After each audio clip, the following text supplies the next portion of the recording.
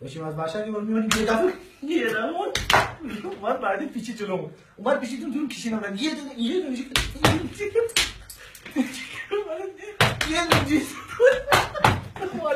معمولی گرفتم راحت رسیدیم به دست اندازه اینو داشتیم اما میرفتیم که خیلی سرعت زیاد شد سرعت زیاد شد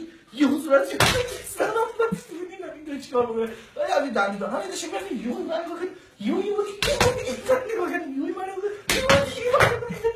اومدم دنده کشتم داشتیم نمه میرفتیم داشتیم نمه افتر کمپیر رکتن این کمپیر رکتن آی بام این کمپیر رکتن یه بار کمپیر رکتن من ایستم بودم آقا چیه مگه آقا چیه مگه من چیکار کردم گفتش که هیچی فقط واسه مدرک دست کردم که مدرک رو درم بودم مدرک مدرک چیزی میخواد گفت نه من چیزی نمیخوام خواست من جمعی کنم خواست جمعی کنم من دست کردم یو مدرک رو درم بودم گفت این چیه گفتم بیرنگن آقا یه دفعه داشتم گل میاد داشتیم میاد میراختیم کی خدا مرکب دیگو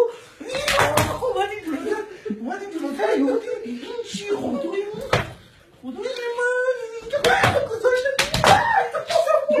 خدا شو بخیر گذاشت خیلی بخیر گذاشت یهو دادم دنده سه دادم دنده چهار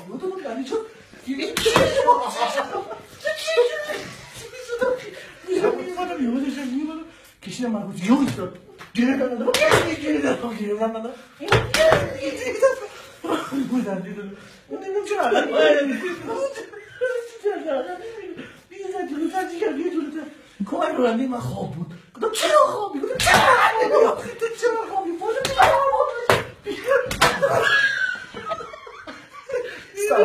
استاپ